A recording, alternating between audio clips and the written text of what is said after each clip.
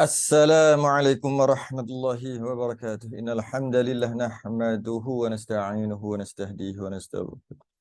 Wa na'udzu billahi min shururi anfusina wa min sayyiati a'malina man yahdihillahu fala mudilla lahu wa man yudlil fala hadiya lahu. Asyhadu an la ilaha illallah wahdahu la syarika lahu. Asyhadu anna sayyidana Muhammadan 'abduhu wa rasuluh. اللهم صل وسلم وبارك على سيدنا محمد الفاتح لما أغلق والخاتم لما سبق ناصر الحق بالحق والهدي إلى صراطك المستقيم صلى الله عليه وعلى آله وأصحابه حق قدره ومقداره العظيم.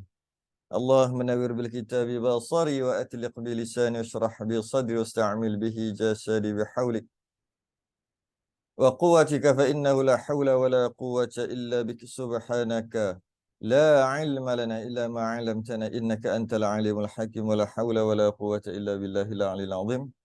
أما بعد. Sambung kitab Risalah Tauhid, muka surat 32 Jawi. Muka surat 32 Jawi, 48 Rumi.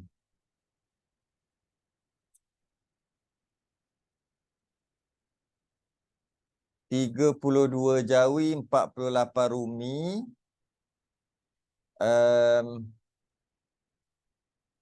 Siri yang ke-38.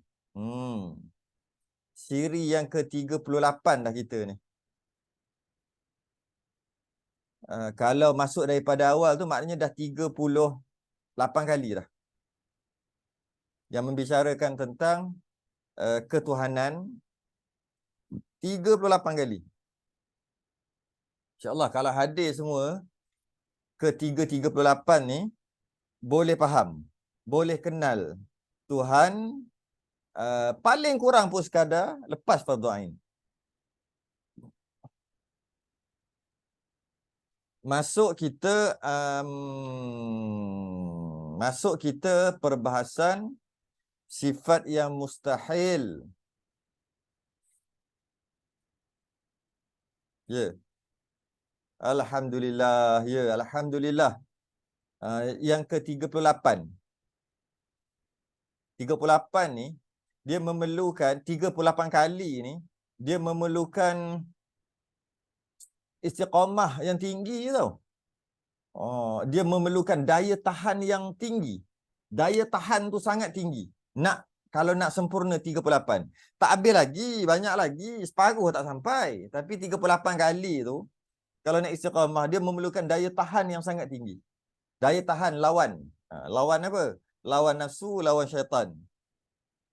Kalau tidak tak boleh 38. Tak akan mungkin habis 38. Silap 15 je kot. Celek mata, pejam celek dah 38 kali dah membicarakan tentang ketuhanan kitab Risalah Tauhid. Masuk kita perbahasan berkaitan dengan sifat yang mustahil bagi Allah Ta'ala pada sifat yang ke-6. Sifat yang mustahil yang ke-6.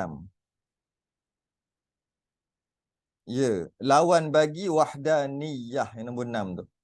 Muka surat 48, Rumi, Jawi, muka surat 32. Qala al-mu'allif rahimahullahu ta'ala wa nafa'ana wa iyyakum bi'ulumihi fid darain. Amin ya rabbal alamin. Sifat yang mustahil bagi Allah yang ke-6 adalah alla yakuna wahidan. Artinya bahawa tiada ia Allah itu esa. Maknanya bukan esa, maknanya 2, 3, 4. Seperti mari kita syarah pula. Seperti berbilang Tuhan pada zat. Kalau katalah apa Allah tu wahdaniyah esa. Mustahil ada 2, 3, 4. Mustahil berbilang. Kerana Allah esa. Esa tu tunggal. Dan dia nak syarahkan tunggal-tunggal tadi tu, iaitu ataupun mustahil berbilang, mustahil tak esa, mustahil tidak tunggal, sama. Mustahil bukan satu, sekali tu semua tu. Macam mana kata? Seperti dia bagi contoh, berbilang Tuhan pada zat. Apa maksud berbilang Tuhan pada zat? Berbilang, bukan satu lah, pada diri tu, pada zat. Umpama bersusun daripada beberapa anasir. Dia bagi tu. Umpama bersusun beberapa anasir. Umpama bersusun beberapa anasir. Beberapa anasir itu apa? Apa maksud umpama bersusun beberapa anasir? Maksudnya, yang kita kata ahad-ahad tu lah. Dan kita dah bahas sebelum ni. Wahdaniyah adalah gabungan daripada wahid dan ahad. Gabungan daripada wahid dan ahad, maka jadilah wahdaniyah. Jadi apa maksud ahad? Ahad tak sama dengan wahid. Tapi Melayu dua-dua lah. Maksud satu ataupun esa ataupun tunggal. Tapi ahad iaitu kita menafikan zat Allah Ta'ala ni bersusun, berbilang dari beberapa bahagian ataupun juzuk. Dalam kitab kita kata anasir. Senang nak faham, kita ingat cerita Bilal bin Rabah kena tindih batu besar atas dada dia. Dia tak kata wahid, dia kata ahad. Kenapa Bilal bin Rabah kata ahad? Kenapa tak kata wahid? Sedangkan Allah itu ahad, Allah juga wahid. Kerana disuruh untuk mengatakan Lata dan Uzza itu adalah Tuhan. Kembali kepada agama nenek moyang kamu, wahai Bilal. Kalau tidak, kena seksa. Maka Bilal tadi dia kata ahad. Ahad. Ahad. Bukan Tuhan yang satu ahad tu, bukan. Bukan Tuhan yang esa ahad tu, bukan maksud dia. Ahad tu adalah lawan daripada berhala Lata dan Uzza tadi. Iaitu Lata dan Uzza ada kepala, ada tangan, ada kaki, ada badan. Itu namanya berjuzuk. Berjuzuk-juzuk. Beberapa anasir. Ada mata, ada hidung. Maka sebagai menafikan berhala itu adalah Tuhan, maka Bilal bin Rabah kata ahad. Itu satu. Yang kita kata kul huwallahu ahad. Apakah dimasukkan dengan ahad? Katakanlah Allah itu ahad. Apa maksud ahad? Ahad tu maksudnya ada pada ayat seterusnya. Iaitu lam yalid wa lam yulad. Tidak beranak dan tidak diperanakkan. Maksudnya tidak berjuzuk. Tidak berjuzuk-juzuk. Jadi, itu maksudnya umpama bersusun daripada beberapa anasir. Mustahil. Kan kita sifat yang mustahil bagi Allah, lawan daripada wahdaniyah, esa, lawannya an la yakuna wahidan, bahawasanya tiada esa ia, Allah, mustahil. Mustahil. Apa maksud tiada esa dia? Memang Allah tu satu, tapi berjuzuk-juzuk, beranasir-anasir. Ada darah, ada tulang, ada kepala, itulah berjuzuk-juzuk. Maka tak esa lah begitu. Walaupun ada satu. Walaupun kita tetap dia ni mengaku Allah ada satu. Tapi satu Allah dia tu berjuzuk-juzuk, beranasir-anasir. Maka sebenarnya dia katakan Allah tidak esa. Jadi bukan esa tu bermaksud satu aja. Bukan. Maksud esa tu juga bermaksud satu-satu tu tidak berjuzuk-juzuk, tidak berbahagian-bahagian. Tu maksud tidak bersusun. Itu maksud esa, satu. Banyak lagi maksud esa tu satu. Jadi kalau kata bahawa Allah itu tiada esa, bukan dia kata Allah itu dua. Dia kata Allah itu berjuzuk-juzuk, ada mata, ada tangan, ada kaki. Maka itu sebenarnya sifat yang mustahil. Mustahil Allah macam tu. Atau ada zat yang lain menyamai seperti zatnya. Ini barulah yang kita nafikan. Tak ada satu lagi yang macam Allah. Yang ini semua orang tak ada masalah.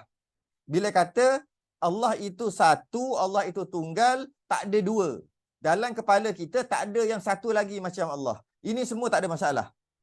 Yang masalahnya yang bila kata Allah itu esa, walaupun Allah itu dia kata tunggal tapi berjuzuk-juzuk, itu nama tak esa juga. Kat situ yang orang jarang faham. Tapi kalau dalam masalah ni orang faham. Iaitu Allah itu esa, Allah itu wahid. Istilah dia panggil wahid. Wahid tu satu. Wahid maksud Allah itu tunggal, tak ada satu lagi macam Allah tu.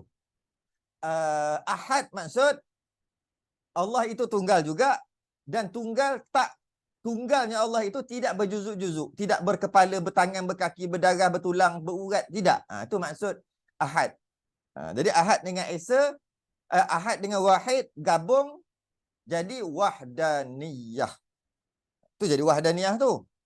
Jadi dia kata kat sini lain, tak ada yang lain yang sama macam Allah satu lagi, tak ada. Sebab Allah itu tunggal. Dan Allah itu tunggal, dan tunggalnya Allah pun tak sama dengan makhluk berjuzuk-juzuk. Nampak? Dia dua kali dia tolak kat situ. Okay. Dan seterusnya. Yang kita kata wa ilahukum ilahu wahid. Wahid tu dengan kul huwallahu ahad. Ahad dengan wahid dua perkara yang berbeza, tapi Melayu kata esa, satu, tunggal juga. Sedangkan dia mempunyai ciri yang berbeza. Ya. Yang ketiga pula, dan tiada esa. Dia kata Allah itu tiada esa, tiada tunggal pada sifat. Tadi pada zat, ni pada sifat pula. Umpama dua kudrah. Allah ada dua kudrah. Allah itu tunggal dan Allah juga kuasa, tapi Allah ada dua kuasa, dua kudrah. Itu juga tidak mengesakan Allah. Walaupun dia kata Allah je, cuma Allah ada dua. Allah ada dua kudrah. Kenapa bila kata Allah ada dua kudrah? Bermakna Allah ada dua sifat kudrah, bermakna Allah itu tidak esa. Kenapa? Kenapa mustahil?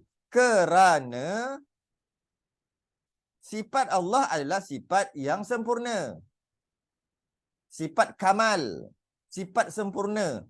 Kalaulah kudrah Allah ada dua, kalau kudrah Allah ada dua, maknanya tak cukup satu. Kena tampung dengan satu lagi. Dua baru kuasa. Maka tidaklah Allah itu esa.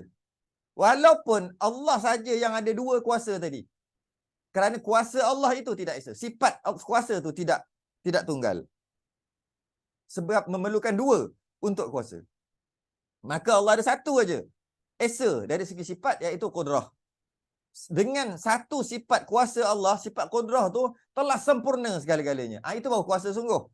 Itu baru kuasa sungguh. Memadai dengan satu sifat saja. Jadi kita menafikan bahawasanya Allah itu ada 2, 3, 4 kudrah. Ada satu aja kerana memadai. Tunggal pada zat, sifat dan perbuatan. Ya, tengah bahas yang tu lah ni. Betul satu. Zat dalam parah, sifat tengah bahas. Jadi walaupun kita kata Allah sendiri, Allah je yang ada kudrah itu, sifat kudrah. Cuma Allah ada dua sifat kudrah yang tak ada pada yang lain. Maka hebatlah Allah. Ini nama tidak mengesakan Allah pada sifat. Sebab ada dua. Satu tak cukup. Satu tak cukup lah sebab tu ada dua. Maknanya tidak mengesakan Allah pada sifat.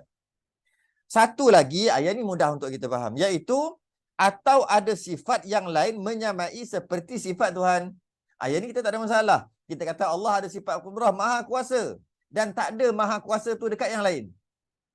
Tak ada kepada yang lain. Itu memang kita tak ada masalah untuk kita faham. Memang kita duk faham gitu.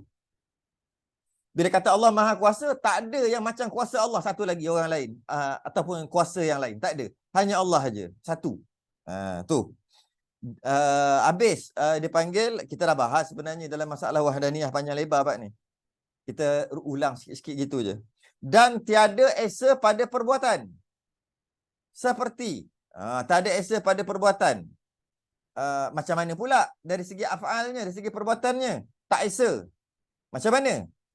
Seperti ada perbuatan yang lain menyamai seperti perbuatan Tuhan. Memberi bekas pada mengadakan dan mentiadakan. Dia kata ada Tuhan lain. Ada dua perkara kat sini. Yang pertama, ada kuasa lain yang boleh buat. Ada kuasa lain yang boleh buat. Maka kalau kata ni siapa buat ni? Ni bukan Allah buat. Maka ada kuasa lain. Maka kalau macam tu, sepatutnya kita kena menafikan ada perkara yang terjadi, ada makhluk yang bukan Allah buat. Kita nafikan itu. Semua Allah yang buat. Kita nafikan. Tiba-tiba dia kata ada juga perkara yang berlaku ni bukan Allah buat. Maka itulah. Sedangkan mustahil. Mustahil pada af'al, pada perbuatan, iaitu ada yang terjadi bukan Allah buat. Kita menafikan tu. Dengan maksud, semualah Allah buat. Semua Allah buat. Ataupun kita mensyirikkan Allah. Iaitu meletakkan, jika begini mensyirikkan Allah, iaitu meletakkan Allah buat tapi bersama-sama dengan makhluk. Makhluk dia buat perbuatan dia, tapi Allah pun buat juga. Allah buat separuh, makhluk buat separuh. Maka itu juga namanya mensyirikkan. Janganlah kita tergolong dalam golongan yang syirik. Contohnya, apa maksudnya tunggal ataupun esa pada perbuatan, pada af'al? Api membakar. Yang bagi bakar Allah. Tapi api pun bakar juga. Itu nama syirik. Mensyirikkan Allah. Sedangkan kita menafikan ada perbuatan macam Allah. Perbuatan yang memberi bekas. Yang macam Allah. Kita menafikan. Sepatutnya. Tapi tiba-tiba dia kata, ya, api itu membakar. Tapi dengan izin Allah. Allah pun buat. Tapi api itu bakar juga. Bila api Allah telah memberi kuasa kepada api, maka api itu bakarlah. Allah bagi kuasa dekat api je. Itu nama syirik. Iaitu, dia mengatakan, api itu bakar dengan kuasa api lah. Tapi kuasa api itu Allah yang bagi. Itu pun sama juga lah. Dengan maksud, api itu memberi bekas. Jadi jika begitu, maka dia tidak menafikan yang nombor 6 ni. Sedangkan kita kena menafikan nombor 6, iaitu menafikan ada yang apa yang terjadi, apa saja, dia memberi bekas. Yang lain yang buat. Kita menafikan itu. Makanan tak bagi kenyang. Allah yang bagi kenyang. Sepatutnya gitu. Langsung makanan tak memberi kenyang. Allah yang memberi kenyang. Cuba lalu ikut makan. Tapi Allah yang bagi kenyang. Makanan langsung tidak. Bukan Allah bagi kuasa kat makanan, kita makan, maka makanan yang mengenyangkan kita. Macam mana makanan boleh kenyangkan kita? Allah bagi kuasa dekat makanan. Syirik nama dia. Tak boleh. Yang memberikan kenyang Allah. Makan makanan. Habis kenapa? Makan kenyang. Sebab Allah bagi kenyang. Bukan sebab makan. Bukan sebab makan. Macam itulah juga. Ni kita dah bahas sebelum ni dah. Ni siri yang ke-38. Dah bahas dah semua yang saya sebut tadi tu. Air tak ada kuasa membasahkan. Allah yang membasahkan. Mana kita menafikan. Air itu membasahkan. Kita menafikan. Air membasahkan dan Allah juga basahkan juga. Kita menafikan juga. Hanya Allah je memberi bekas. Hanya Allah je. Kelihatan seolah-olah macam makhluk bagi bekas. Seolah-olah penampar. Aduh, sakit. Maka tangan tu yang memberi bekas dekat muka. Kelihatan seperti itu. Hakikatnya Allah yang bagi bekas. Allah yang bagi sakit. Bukan tangan. Tu. Kena pegang gitu. Jika kita kata tangan yang bagi sakit, maka kita tidak menunggalkan, mengesakan perbuatan Allah. Sebab ada yang lain yang memberi bekas juga.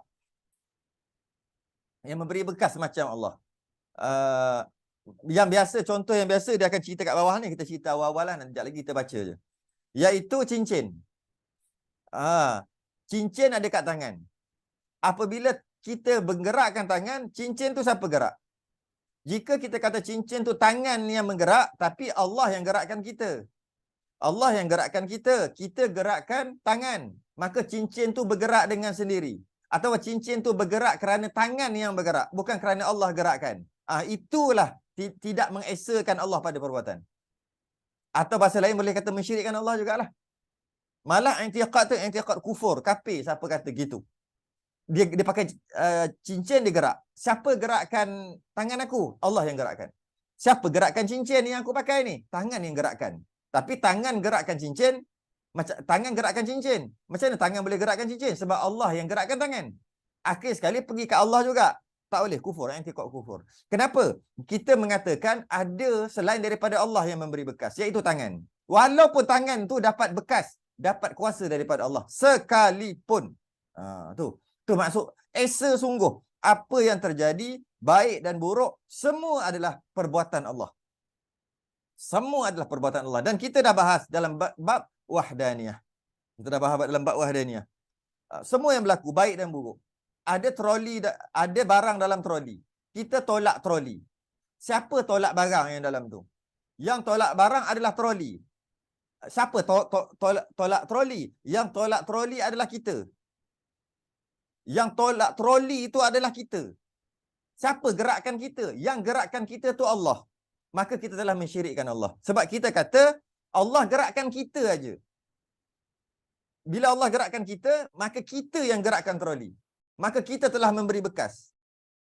Dan bila kita menggerakkan troli, maka troli itu menggerakkan barang dalam tu. Maka kita telah bukan mensyirikkan, menduakan, mentiga, mengempatkan Allah.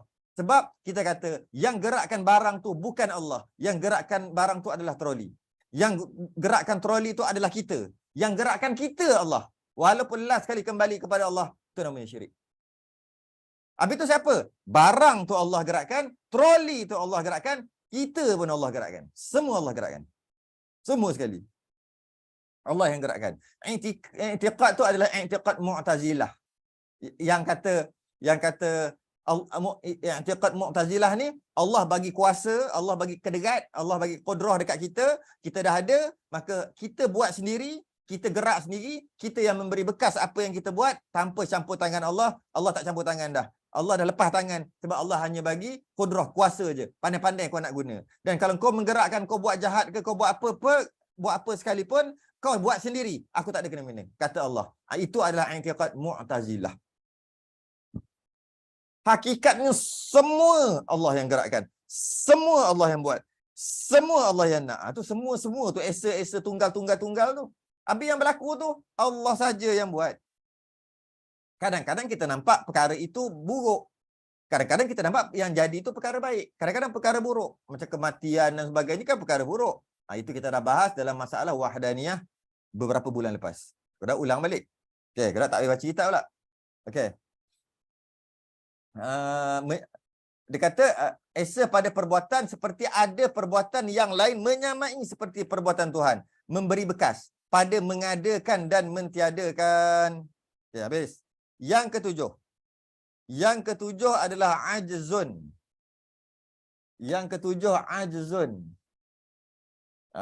Boleh buat rujukan kitab Durus Samin. Menarik kitab ni. Kitab Syekh Daud Al-Fatani. Buat rujukan lah. Dia panggil apa? Rujukan silang. Durus Samin. Yang ketujuh, ajzun. Seperti lemah Tuhan daripada menjadikan segala mungkinat. Ada yang Allah tak buat. Ini lawan daripada qudrah lah. Lawan daripada qudrah. Lawan daripada qudrah, Allah bersifat qudrah, kuasa. Mustahil ajzun. Mustahil lemah. Mustahil tidak berkuasa. Apa dia? Seperti Tuhan, lemah Tuhan daripada menjadikan segala mungkinat. Perkara yang harus, yang boleh ada, boleh tak ada ni, semua Allah jadikan. Allah yang jadikan. Semua perkara. Jika kita kata ada yang Allah tak buat, maka lemah. Walaupun satu. Katalah, ada sebiji pasir. Pasir ni halus je. Dalam semua yang ada, semua Allah buat. Cuma pasir sebiji ni je Allah tak buat, maka Allah lemah. Sampai macam tu sekali.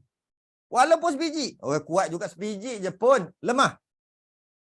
Lemah lah maksudnya. Maka kita kena beriktikad semua Allah yang buat. Semua Allah yang kuasa. Allah yang buat.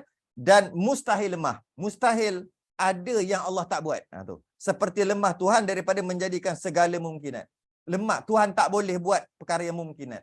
Dalam masalah perkara yang mungkinat, perkara yang harus ni, perkara yang mungkin, kita pun dah bahas sebelum ni, iaitu bila ada orang kata, boleh tak Allah buat bini dia? Adakah Allah boleh buat anak dia sendiri? Yang ni susah nak jawab, tapi kita dah bahas panjang lebar dah sebelum ni. Siapa yang tak pernah konteng dah boleh jawab dah. Yang ponteng-ponteng ni yang tak boleh jawab. Boleh tak Allah buat isteri dia? Kalau nak kata Allah tak boleh buat isteri, kan Allah mana ada isteri? Kalau Allah tak boleh buat isteri, maka nanti dia akan kata Allah tu lemah. Kata kuat, kata boleh buat semua. Boleh tak Allah buat anak dia? Boleh tak Allah kahwin? Boleh tak Allah buat satu batu yang besar, besar gila sampai Allah sendiri tak larat pikul? Kan? Sebab tu disebut kat sini, cantik ni. Seperti nombor 7 tu, seperti lemah Tuhan daripada menjadikan segala mungkinat. Bukan segala perkara, segala mungkinat. Tu cantik tu. Allah tak, dia kata Allah tak boleh buat perkara mungkinat. Bukan semua perkara, perkara mungkinat aja. Adakah Allah tak boleh buat isterinya? Macam ni. Qudrah, dia ada ta'alluq. Tapi fardu kifayah ni, bukan fardu ain. Ta'alluq. Ta'alluq, tu dah jawab tu. Dia bukan ta'alluq.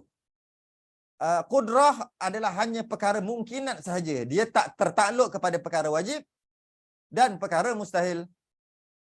Bukan ta'alluq dia. Jadi, kalau kata Allah tak buat anak dia, maka Allah lemah, tidak. Kerana anak adalah mustahil bagi Allah. Maka itu bukan takluk. Macam biasa saya bagi contoh apa? Meja ni tak elok, lemah. Meja ni lemah. Kerana tak boleh makan nasi. Kita kata tak kena cakap gitu. Sebab makan tu bukan takluk meja. Kalau nak kata meja ni kuat atau lemah, kena test, duduk, pijak, lompat. Kalau tak patah, kita kata lemah, meja ni kuat kerana tak patah. Kena kuat, kukuh. Itu dia ni takluk. Tapi kalau kata, meja kau lemah, meja kau tak elok meja kau tak elok, lemah, tak bagus. Kenapa pula tak bagus? Sebab dia tak boleh berjalan. Mana boleh kita kata sesuatu yang bukan takluknya tak boleh buat, lepas tu kita kata lemah? Mana boleh gitu? Kita nak kata meja ni tak elok sebab dia tak boleh berjalan. Mana boleh? Bukan jenis meja ni berjalan. Bukan jenis meja ni makan nasi. Tiba-tiba dia kerana perkara itu mustahil bagi meja. Maka tak bolehlah kita kata meja ni elok atau tidak kerana dia tak boleh makan nasi. Sebab bukan takluk dia. Tu bukan hubung kait dia.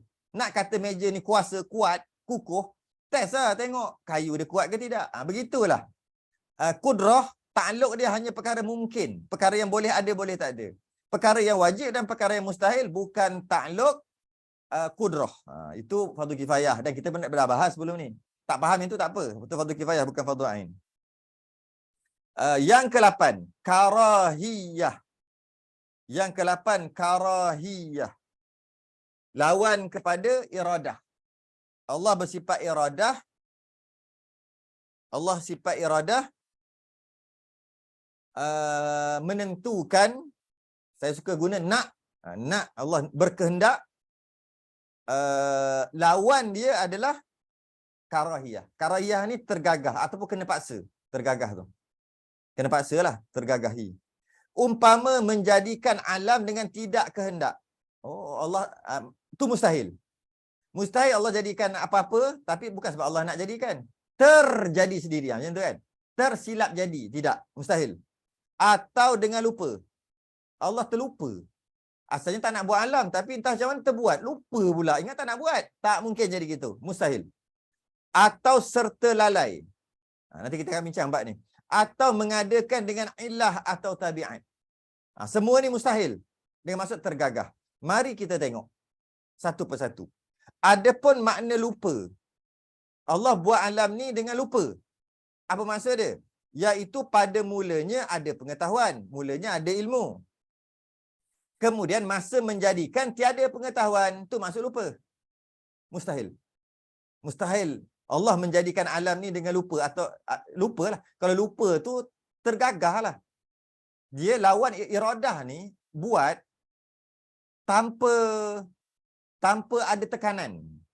Buat memang nak buat.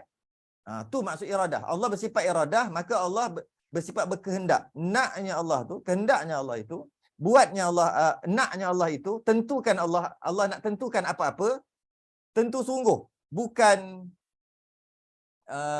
bukan tak sengaja ke, tidak. Memang nak tentu.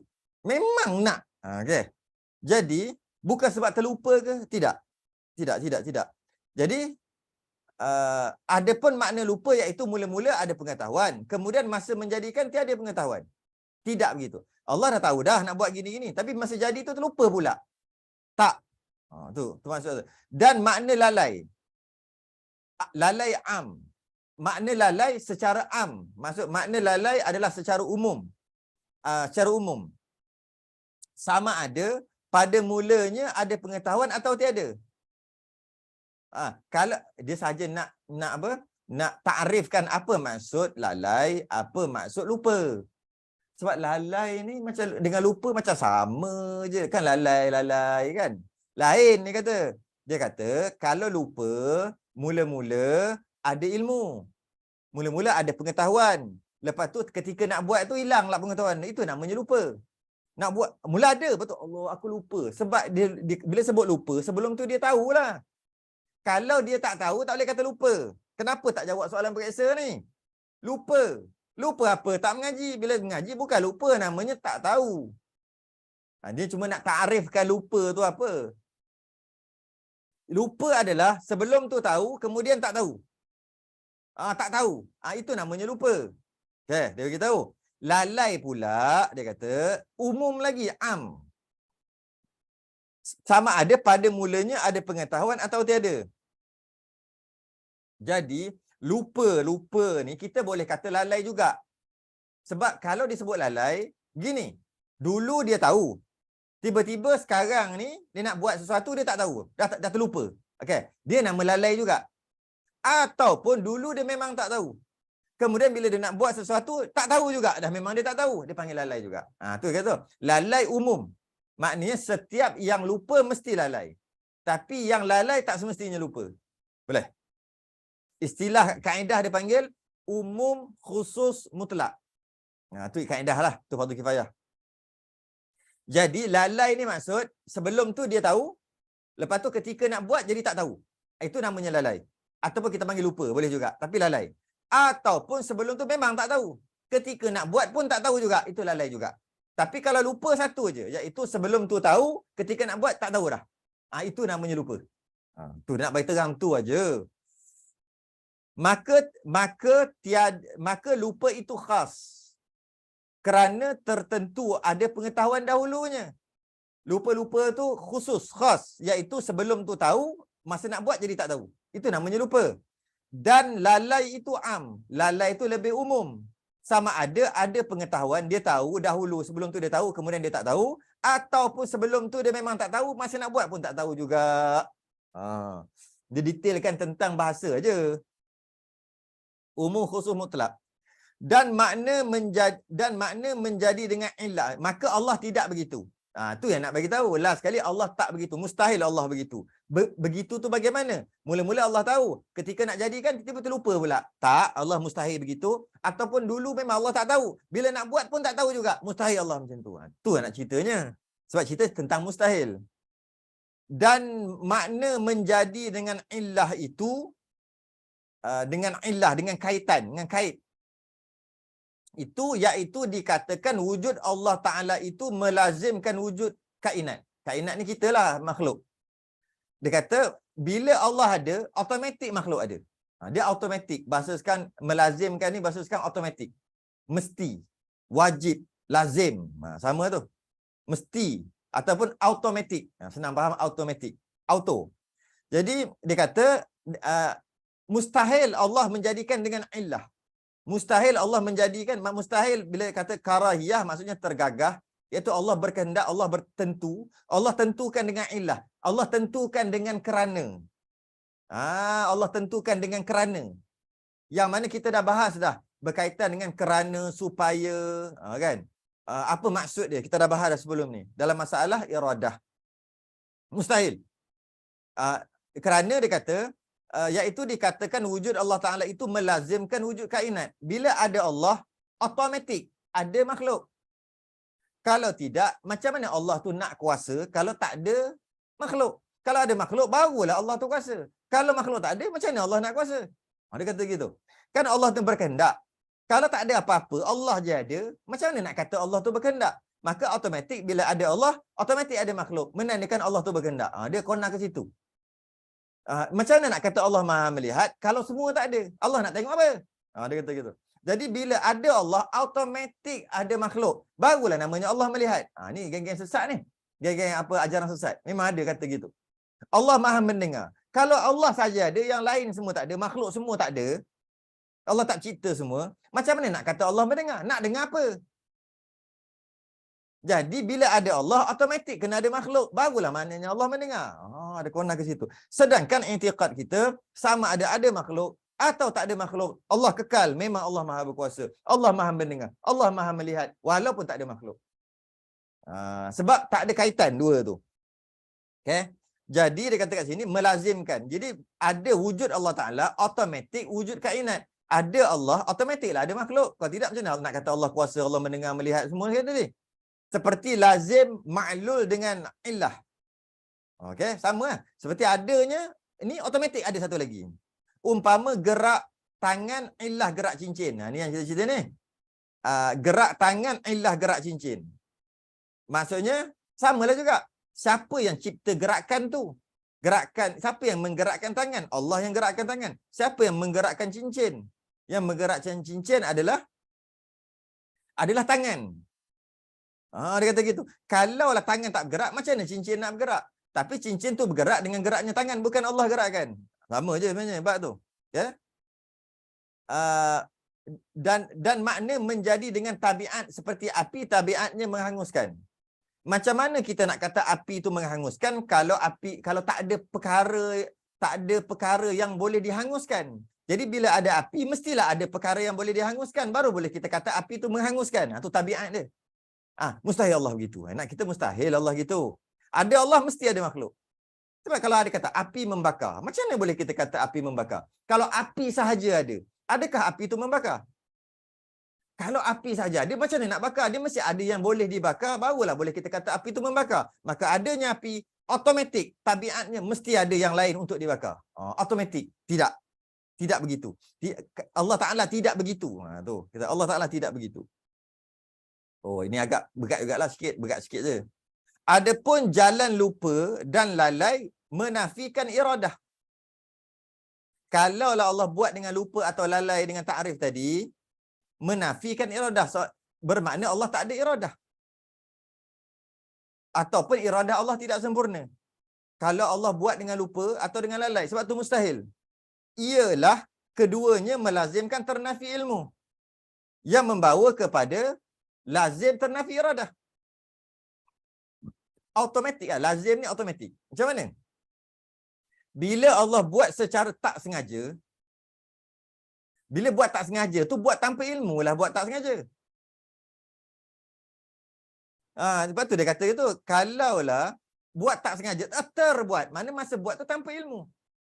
Dan bila buat tanpa ilmu, maka ternafi iradah. Maknanya tak ada iradah lah, tak ada kehendak. Sebab tu kena nafikan. Allah buat ni bukan dia terjadi dengan Big Bang yang mana letupan itu terjadi secara semula jadi. Macam sains cakap, meletup pum. Maka secara tak sengaja terjadilah alam yang punyalah cantik ni. Dengan Big Bang tu. Kalau kita nak terima juga Big Bang tu punya teori, kita kata gini, Allah yang meletupkan Big Bang tu dan Allah yang mencipta bumi. Kalau nak pakai sangat, bukannya macam barat dia mengatakan asalnya satu bintang dia meletup. Berlaku satu letupan yang besar namanya Big Bang, maka terhasillah macam-macam. Cakrawala ni terhasillah macam-macam. Dan antara yang terhasil adalah Bima Sakti, antara terhasil adalah kita punya cakrawala. Dan antara yang terhasil adalah bumi. Dia terjadi kerana Big Bang tadi, letupan tadi. Terjadi dengan tak sengaja. Kita tak boleh faham itu. Kalau kita nak pakai teori itu sangat pun, boleh. Allah yang letupkan. Kerana Allah yang jadikan. Dengan secara begitulah, cara tersusun. Macam mana Allah yang jadikan pokok daripada biji benih. Kita tanam benih. Allah yang tumbuhkan. Walaupun kita nampak macam benih tu yang tumbuhkan kan. Benih tu tanah yang tumbuhkan, air yang tumbuhkan, tapi hakikatnya Allah. Begitulah. Allah jadikan, kemudian Allah letupkan, maka jadilah bumi. Nak kata gitu tak apa. Tapi jangan kata semula jadi. Secara tak sengaja. Menafikan iradah Allah, menafikan ilmu Allah. Nampak macam simple-simple je bab sains tu. Dia kena mengena dalam akidah. Kerana iradah menyahaja pada menentu. Iradah-iradah ni memang Allah nak tentu, Allah nak buat, Allah nak tu memang nak dengan sengaja, bukan dengan tak sengaja dia kata. Maka menafikan iradah kalau terbuat apa-apalah, bukan bumi lah, apa-apa yang berlaku lah. Ya. Menentukan setengah yang harus, atas yang mungkin, dan menyahaja daripada yang jahil itu mustahil. Mana boleh sengaja buat tapi jahil, mustahil. Kata. Dan atas jalan illah atau tabiat itu menafikan iradah juga. Bila ada yang macam dia bagi contoh, ada Allah, ada makhluk, seperti ada api automatik membakar tadi tu. Kerana jika dikatakan adanya alam ini dengan illah atau tabiat, jika kita kata Allah, jika kata alam ni ada dengan tabiat, dengan maksud, dengan tabiat dengan maksud, dia jadi sendiri. Semula jadilah, dia jadi sendiri. Ataupun dengan lazim malzum, iaitu adanya Allah automatik ada makhluk. Sekali. Ataupun kita kata, ataupun dia mengatakan jadi secara semula jadi. Ianya terjadi. Makhluk ni, alam ni jadi secara semula jadi. Jika kita kata begitu, sedangkan mustahil. Ya. Niscaya alam qadim juga. Niscaya alam tu qadim lah sebab adanya Allah, automatik ada makhluk. Bila ada Allah, automatik ada makhluk. Allah itu qadim, makhluk tu jadi qadim jugalah. Tidak ada permulaan. Dia kena situ. Ketika itu iaitu qadim juga. Ketika itu adanya tiada dapat diqasadkan yang demikian terbit tahsilul hasil. Kalau macam tu punya fikir, tak boleh nak fikir. Takkanlah makhluk ni adalah qadim. Satu, alam ni adalah qadim. Tak boleh fikir, tak logik. Sebab apa kita tak boleh kata alam ni qadim? Jadi tak logik. Sebab dia tahsilul hasil. Terbit tahsilul hasil. Tahsilul hasil ni menghasilkan perkara yang sudah terhasil. Buat perkara yang dah ada. Cipta perkara yang telah tercipta. Mustahil kan? Dah cipta, nak cipta apa lagi? Contohnya, dia kata adanya Allah automatik. Adanya alam. Jadi alam ni siapa cipta? Allah yang cipta. Sebab semua Allah cipta kan? Maka alam ni Allah yang cipta dengan iradah Allah. Allah yang nak alam ni ada. Allah nak alam ni apa? Alam ni terjadi kerana Allah ada. Jadi seolah-olah kalau kata Allah yang menjadikan alam ni, sedangkan dia kata alam ni ada kerana adanya Allah. Lepas tu dia kata Allah yang jadikan alam, maka tahsilul hasil. Allah nak jadikan alam apa? Alam dah memang ada. Itu yang dia bagi tahsilul hasil. Tahsilul hasil tu. Berat juga, nampak macam ringan pun. Yang ke-9. Jahlun. Lawan ilmu. Allah bersifat ilmu, lawannya mustahil, jahil. Artinya tiada mengetahui. Tak tahu, jahil lah. Seperti dikatakan Tuhan tiada mempunyai pengetahuan sama sekali. Tuhan tak tahu. Atau seumpamanya, atau dia kata bukan Tuhan tak tahu semua, Tuhan tahu sikit. Contoh. Tuhan tahu tak esok nak jadi apa? Tuhan tahu tak siapa masuk neraka, siapa masuk syurga? Tahulah. Kalau kita fikir pakai otak, macam mana Allah nak tahu? Allah suruh kita buat baik, jangan buat jahat. Patuh pada perintah dan jangan buat larangan. Sampai mati. Kemudian dia akan timbang dan akan dimasukkan ke dalam syurga atau neraka bergantung kepada amalan tadi. Itu suruhan. Sekarang kita tak mati lagi. Sekarang akan datang, kita tak tahu lagi buat apa. Jadi, dan belum timbang lagi. Dan kita ada nyawa lagi. Jadi macam mana Allah boleh tahu apa yang kita ni syurga ke neraka? Apa yang akan terjadi akan datang? Macam mana Allah boleh tahu sedangkan kita tak buat lagi? Lepas kita buat, barulah Allah tahu. Dia pakai akal dia gitu. Jika dia beriktikad macam tu, maka dia telah mengiktikad Allah itu tak tahu ataupun jahil. Sedangkan Allah tahu.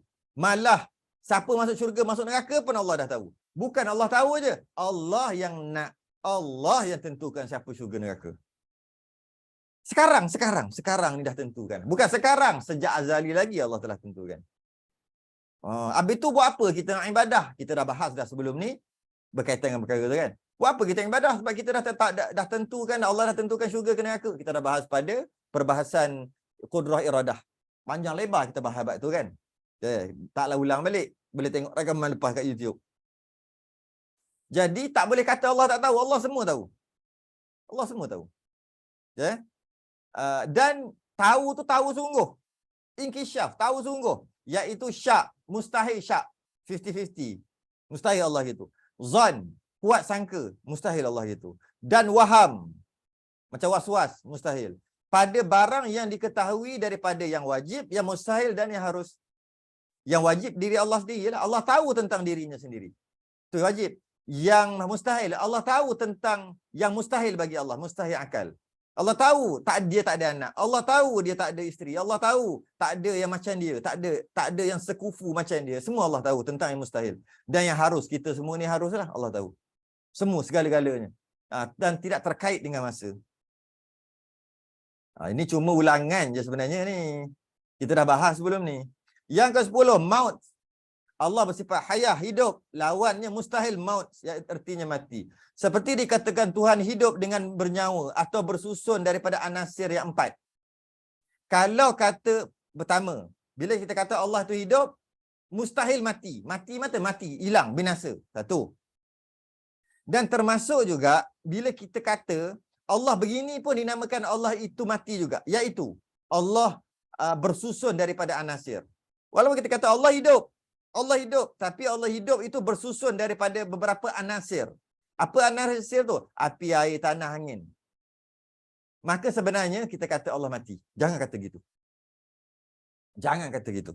Seseorang yang mengatakan Allah itu terhasil daripada api, air, tanah, angin, mana-mana, maka sebenarnya dia mengatakan Allah itu mati. Walaupun dia kata Allah itu hidup. Itu maksud mati. Satu lagi, mati memang binasa lah, mati yang kita faham. Begitu juga dia kata ni, atau hidupnya berkehendak kepada makan dan minum. Tuhan ni perlu makan untuk hidup. Perlu minum untuk hidup. Maka dia telah meletakkan Allah itu mati. Walaupun dia kata Allah hidup, cuma Allah perlu makan aja. Itu dah mati dah tu kira tu. Jadi matinya Allah, mustahilnya mati Allah, tak samanya mati kita. Tak sama mati makhluk. Mati makhluk, kalau makan, hidup-hidup lah. Tapi perlu makan. Maka namanya hidup. Allah tidak. Bagi Tuhan, jika dia nak hidup, perlu makan, mati dah tu. Maka hidup sungguh lah. Maha hidup. Maha hidup. Yang ke-11. Samamun. Artinya tuli. Allah maha mendengar. Mustahil tuli. Seperti dikatakan Tuhan mendengar dengan alat lubang telinga. Kita kalau pekak, tak dengar. Itu pekak. Tuli. Tak dengar. Itu makhluk. Tapi kalau kita dengar, tapi pakai gegendang, kita nama mendengar. Tapi bagi Tuhan, bagi sifat ketuhanan, sesiapa yang mengatakan Allah dengar, tapi pakai lubang telinga, itu menandakan dia mengatakan Allah itu tuli. Nampak? Tak sama standard makhluk dengan standard Tuhan. Standard makhluk, dengar dengan lubang telinga, dengan gegendang. Okey, dia namanya mendengar. Tak mendengar dengan gegendang, namanya pekak, tuli. Tapi standard Tuhan, mendengar dengan lubang telinga, pekak dah. Pekak dah standard dia. Sama macam mati tadi lah. Hidupnya Tuhan dengan unsur api, air, angin, tanah. Maka itu nama mati dah, standard Tuhan. Standard kita hidup dengan 4 unsur api, air, tanah, angin. Maka namanya hidup. Nampak? Kita punya standard tak sama dengan Tuhan. Sebab kita bukan Tuhan. Tuhan lain standard dia. Ya? Macam tu juga mendengar. Atau ia mendengar pada yang hampir tetapi tiada mendengar pada yang jauh. Yang dekat dengar, yang jauh tak dengar. Kita ni makhluk yang dekat dengar, yang jauh tak dengar, namanya kita dengar. Kita mendengar, kita tak pekak. Kerana kita dengar yang dekat, jauh kita tak dengar, kita nama mendengar. Tapi standard Tuhan, dekat dengar, jauh tak dengar, pekak. Tuli. Standard Tuhan tu. Ya? Atau ia mendengar pada yang bersuara sahaja. Kita kalau yang berbunyi-bunyi kita dengar, maknanya kita tak pekak. Tapi bunyi kalau kita tak dengar, apa bunyi-bunyian, maknanya kita pekak. Itu standard makhluk. Standard Tuhan, jika dia hanya mendengar perkara yang bunyi saja, maka pekak dah. Habis itu dia dengar macam mana? Dia dengar perkara yang berbunyi dan perkara yang tak berbunyi pun dia dengar. Contohnya dinding ni. Meja ni. Ni. Kitab ni tak bunyi. Mana dia bunyi? Kita tak dengar. Radio berbunyi. Kita dengar radio. Tapi kitab mana bunyi? Kita tak dengar. Maka kita kata kita ni mendengar tak pekak kerana kita boleh mendengar suara. Tapi kitab ni mana bunyi sebab tu tak dengar. Maka kita mendengar. Allah tidak. Standard Tuhan, dia mendengar yang berbunyi dan dia mendengar juga yang tak berbunyi. Kitab ni dia dengar. Nak dengar macam mana? Dengar. Kita dah bahas dalam masalah sama' dan basar. Mendengar dan melihat. Maka Allah mendengar setiap yang ada. Janji ianya ada, Allah dengar. Allah dengar kita cakap dan Allah dengar kita. Badan ni Allah dengar. Tuhan dengar. Sebab tu dia kata kat sini, atau ia mendengar pada yang bersuara sahaja, maka tulilah dia. Siapa kata gitu? Mustahil Allah tuli. Iaitu mustahil Allah dengar yang berbunyi sahaja. Allah dengar. Janji ianya ada, perkara yang maujudat, perkara yang ada, Allah dengar. Kita je makhluk dengar hanya yang ada bunyi. Yang ke-12, Amar. Pukul apa dah? Okey. Sikit lagi. Kita habiskan je terus. Yang ke-12, Amar. Iaitu ertinya buta. Seperti dikatakan Tuhan melihat dengan biji mata. Standard manusia melihat dengan biji mata celik, tak buta. Standard Tuhan jika melihat dengan biji mata, itu namanya buta. Atau tiada melihat ketika gelap. Standard kita gelap tak nampak, terang nampak, celik nama, tak buta. Standard Tuhan kalau gelap tak nampak, cerah baru nampak, buta. Atau tertentu melihat pada yang hampir jua. Dekat nampak, kalau jauh tak nampak. Standard manusia tu namanya celik, tak buta. Standard Tuhan kalau dekat nampak, jauh tak nampak, buta. Macam tu juga. Okey, habis dah 12. Yang 13. Al-bakamu. Artinya kelu, bisu. Bisu. Seperti dikatakan ia berkata-kata dengan berhuruf. Ini. Makhluk bila bercakap-cakap bunyi keluar huruf, bunyi suara macam duk bercakap ni. Makhluk kalau boleh bunyi macam ni, namanya tidak bisu. Berkata-kata dengan maksud tidak bisu. Standard Tuhan kalau bercakap macam ni, bisu. Bersuara. Standard manusia jika bersuara, maknanya tak bisu. Standard Tuhan jika bersuara, itulah bisu. Berlidah. Kalau ada lidah baru boleh bercakap. Standard makhluk, itulah tak bisu. Standard Tuhan kalau pakai lidah untuk bercakap, bisu. Atau dahulu kemudian. Ataupun ada dulu. Macam kita bercakap, ada awal, ada akhir. Ayat tu nak habis dalam masa 3 saat. Ada awal, ada akhir. Kita kalau ada awal, ada akhir bercakap, itulah namanya tak bisu.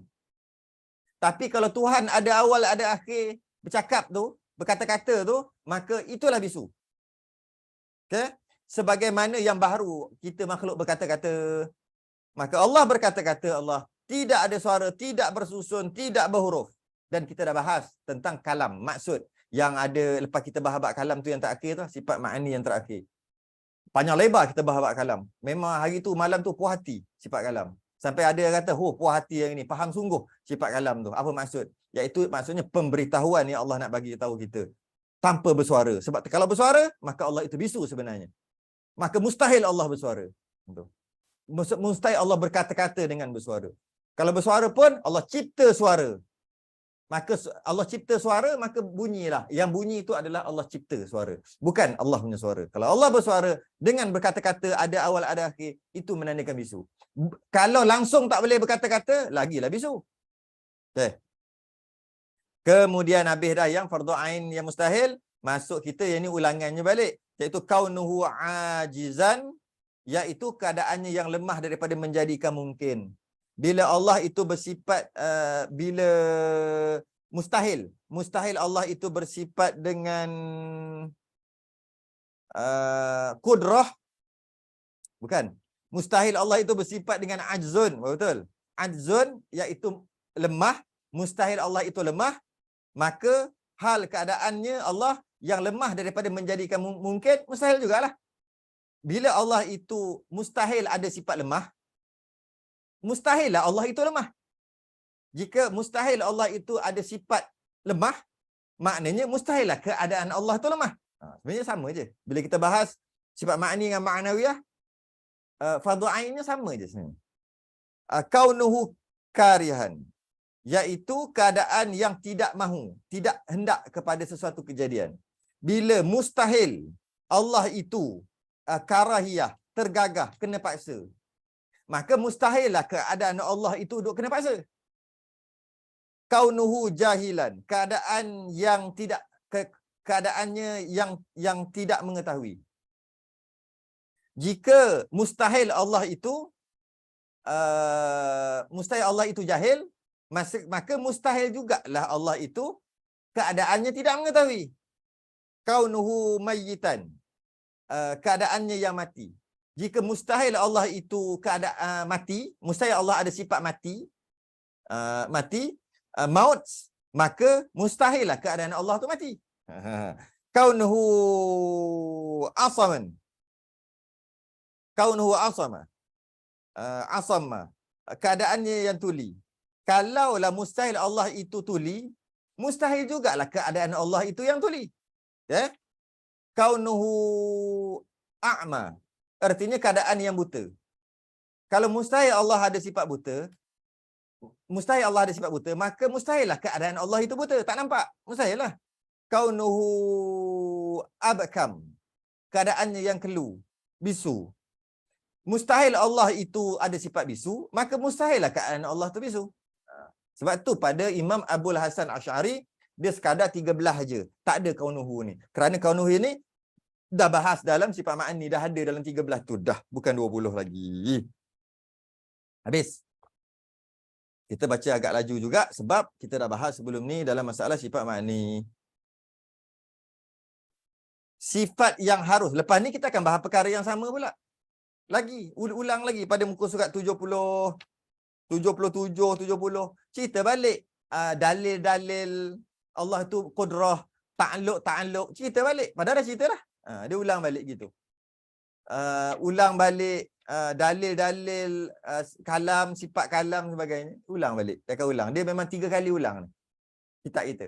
Pertama cerita tentang sifat yang wajib. Kemudian cerita tentang yang mustahil, ulang lagi. Ulanglah sebab yang wajib lawannya mustahil. Kemudian cerita tentang dalil-dalil, ulang lagi. 3 kali ulang kita. Baik, berhenti kita dekat sifat yang harus pada Allah Ta'ala. Saya dah sebut sebelum ni, sebenarnya setengah ulama' tak bagi macam kita duk cakap ni.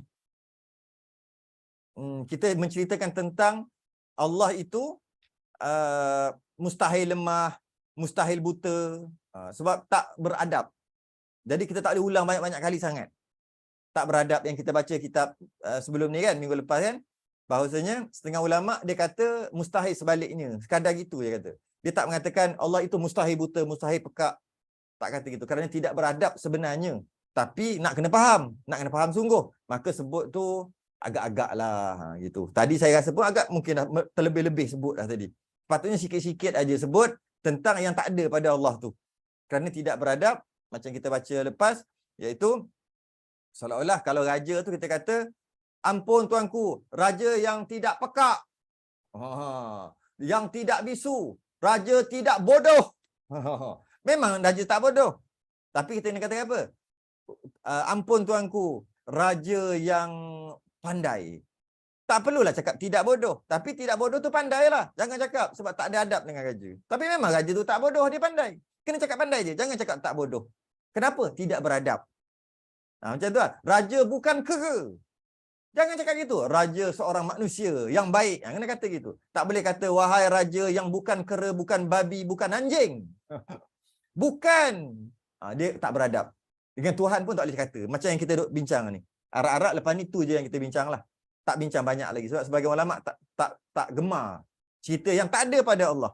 Kenapa nak cerita tak ada pada Allah? Tapi kena pegang. Kena pegang. Takut-takut tersalah faham. Kena sebut juga. Jadi pandai-pandailah timbang-timbangkan. Sifat yang harus pada Allah Ta'ala, satu muka, sikit aja ni. Kerana kita masuk dalil-dalil akli dan naqli. Lepas tu, tersambung terus. Nak baca sifat yang harus bagi Allah ni, tak sempat dah. Dah cukup sejam dah. Dia mana boleh lebih sejam. Dalam bab tauhid tak boleh lebih sejam. Jadi, walaupun senang ni sifat yang harus bagi Allah ni, kita baca nanti dan dalil-dalil terus. Kita baca terus. Dalil-dalil.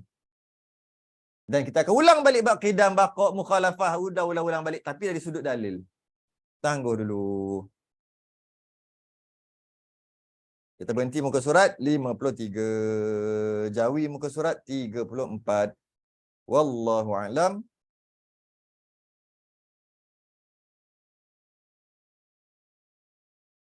Sedang tasbih kafarah dan suratuna subhanakallahumma wa bihamdika. Lalladzina amanu wa 'amilus solihat wa tawassaw bil haqqi wa tawassaw bis sabr. Assalamualaikum warahmatullahi wabarakatuh. Rakaman yang ke-38 hari ini akan ada pada YouTube. Boleh cari dekat YouTube rakaman yang ke-38 pada hari ini.